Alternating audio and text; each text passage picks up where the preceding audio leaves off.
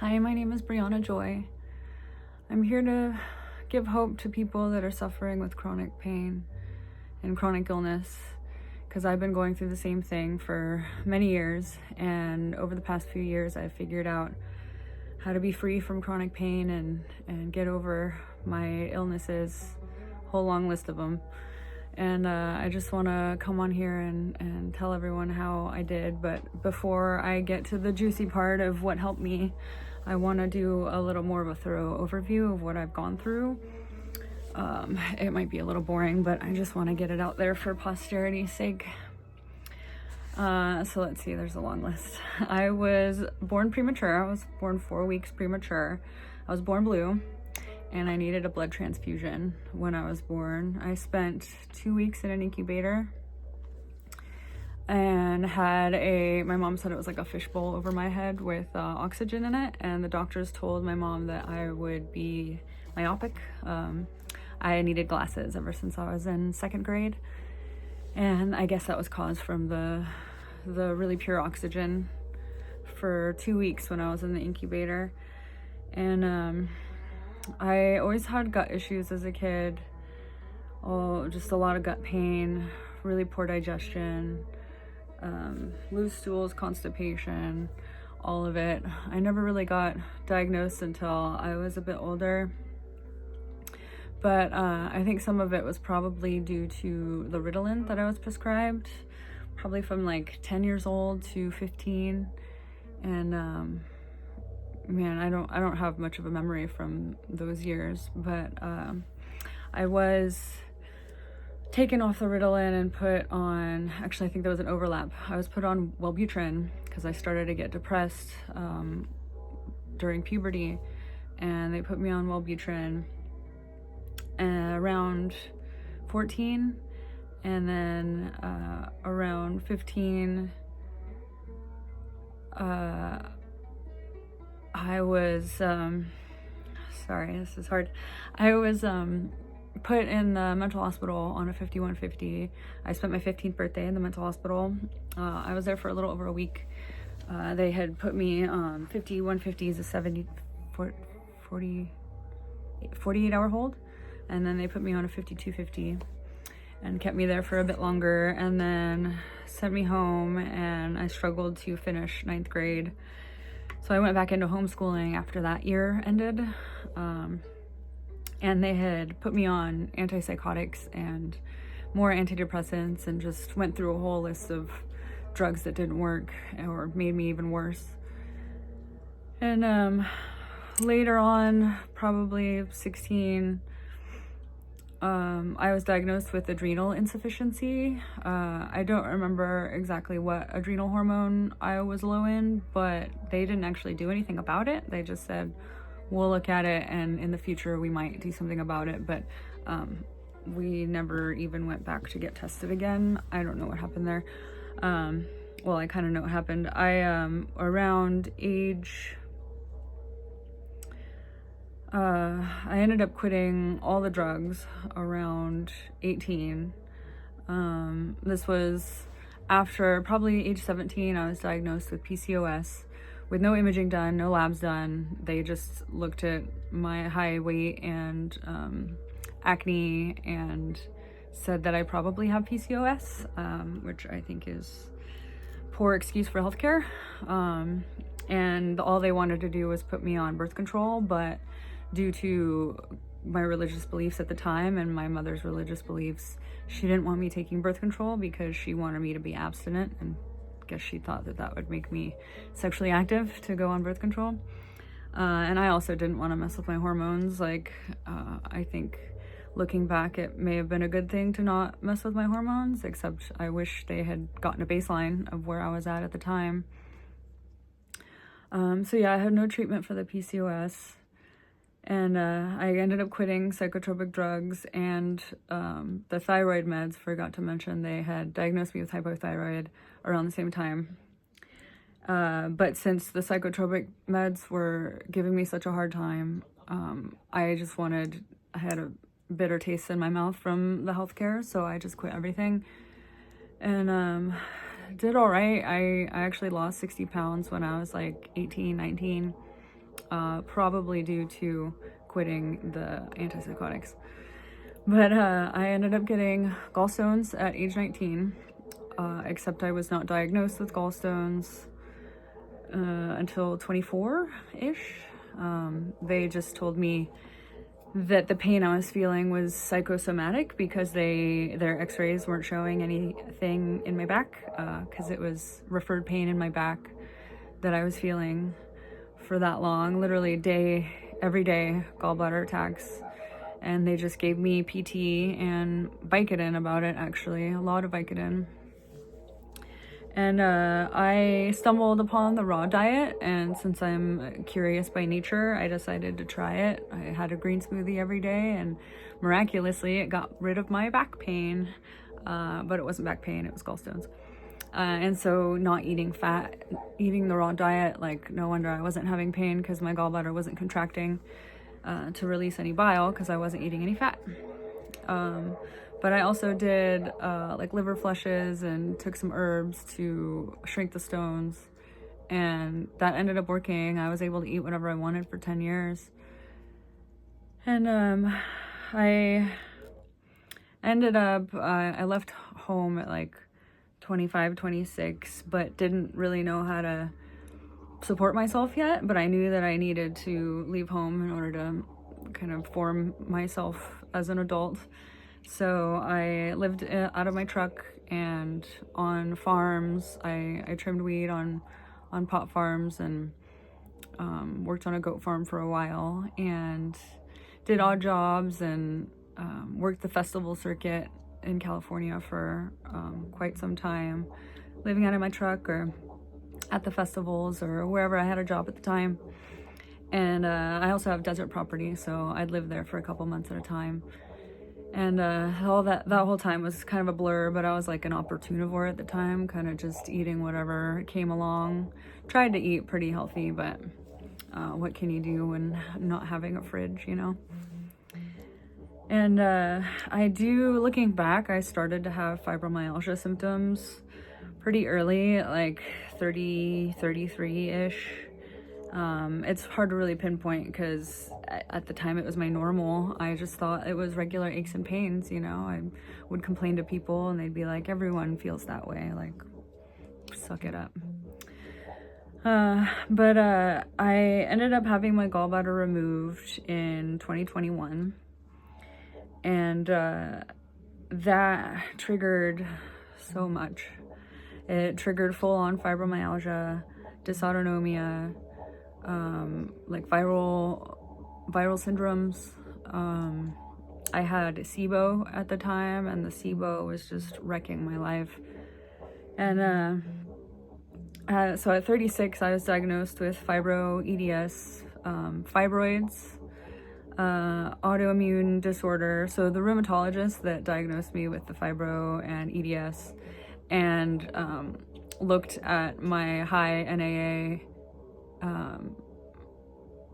ANA, and autoimmune antibodies, he was like, don't worry about that. All Latinas that come into my office have high autoimmune antibodies. And I'm like, don't you think that's like a public health concern? Don't you think like they should still do something about that? And he was like, no, if everyone has it, like, it's fine. And so I didn't actually pursue, he didn't like look into that anymore to see what autoimmune disease that I had. And it was hard for me to really pinpoint what symptoms I was having because my whole life was just crashing down around me. And so after the gallbladder removal, I don't know if it was adhesions or what, but I was hunched over for about 9 months. Awful pain, like felt like I was being ripped in half. And my whole body hurt, every cell in my body, every tissue, every muscle, every nerve. It was really awful.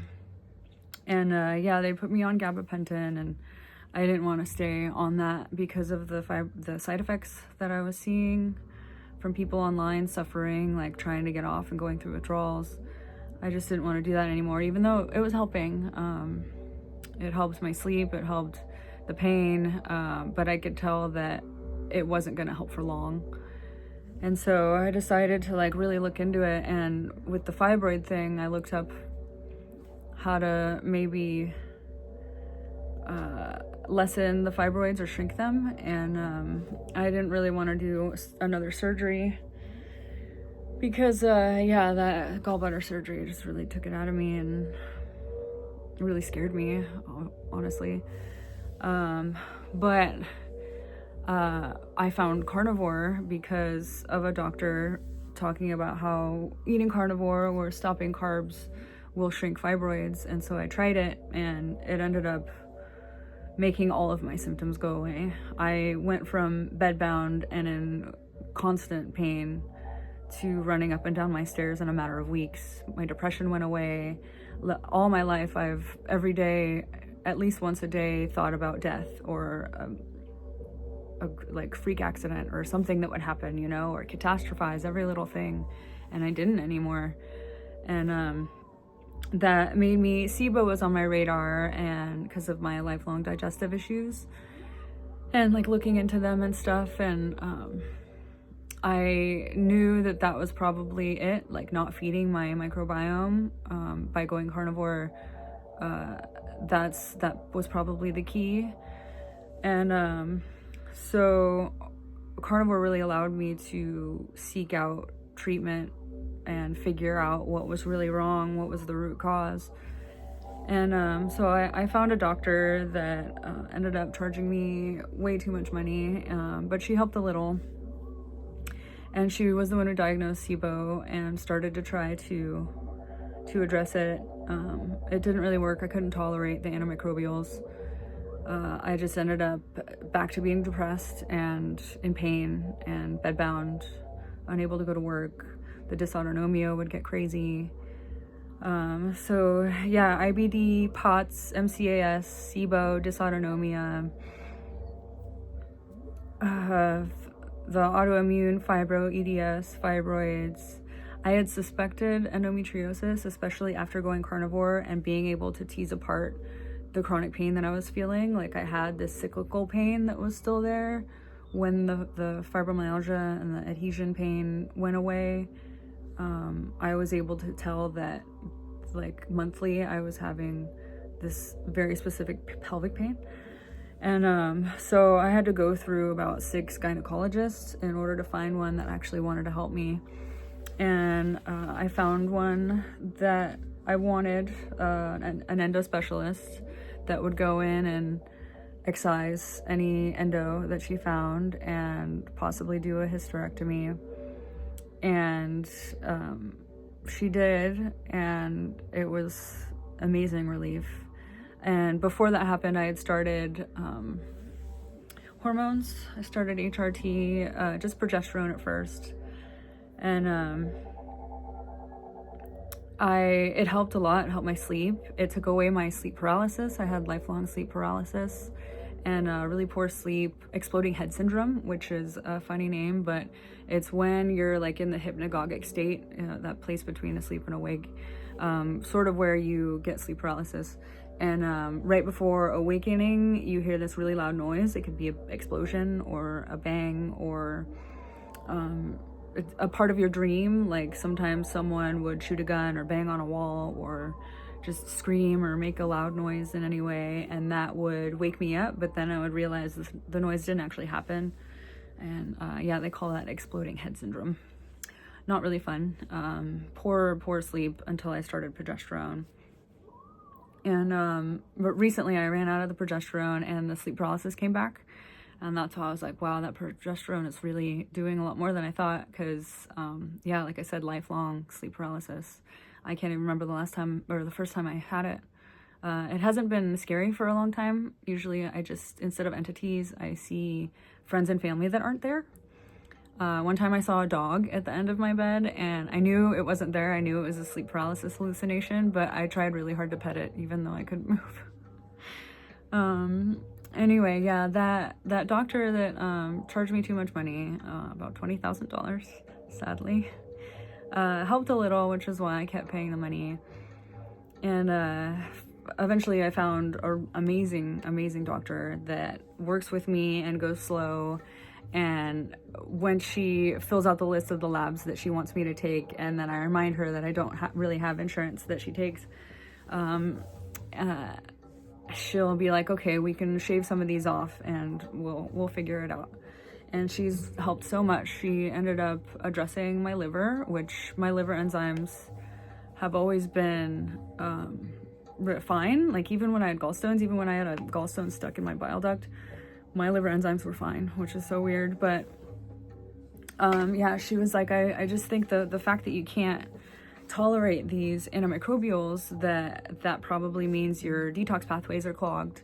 And so we worked on my lymph drainage and my liver health and still my digestive system to try to keep things flowing and really detox all of, because it's not just like toxins that you need to detox out, which yes, that is, but metabolic waste, like your cells are constantly in respiration and taking in things and expelling things, and your gut microbiome is constantly that has a metabolism, and there's metabolites that can interfere with your body, or if your body can't keep up and getting rid of them, will recirculate.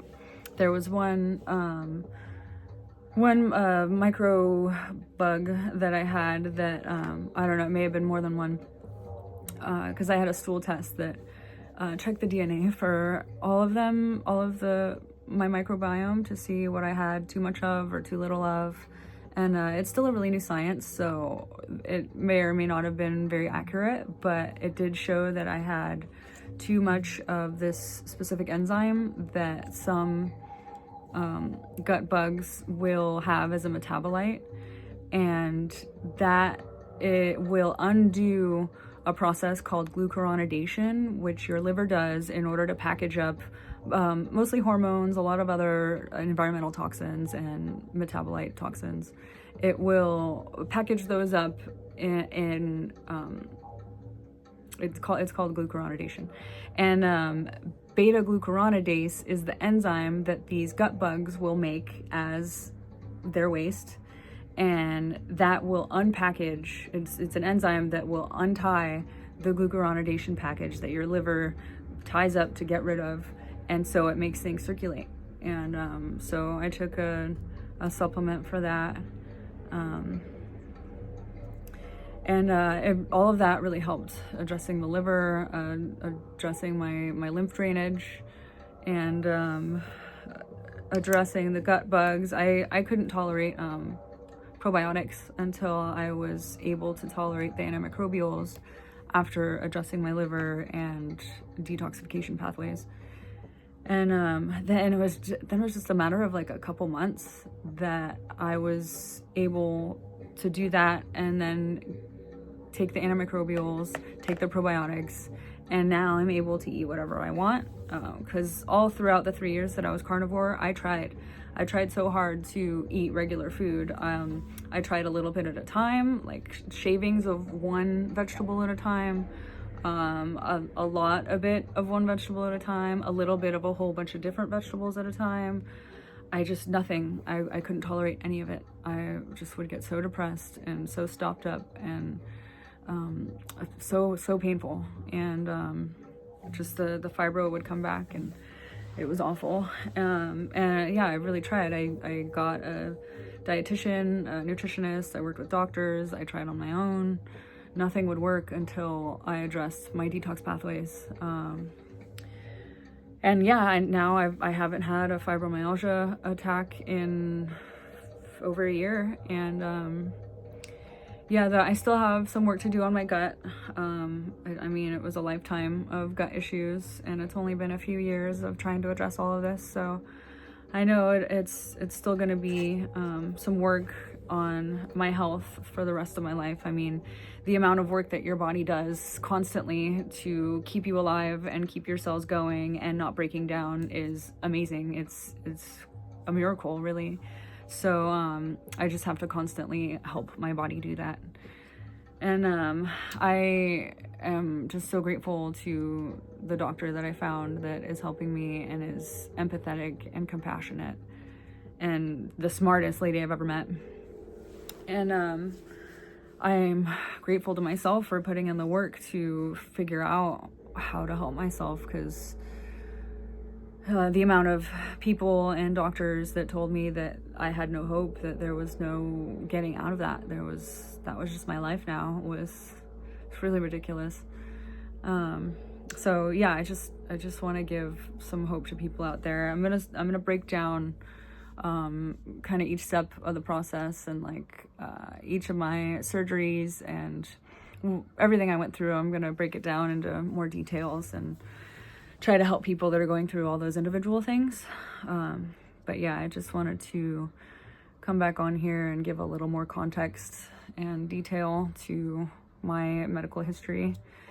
Yeah, I hope you're doing well out there, and stay hopeful. There's hope out there. Thanks.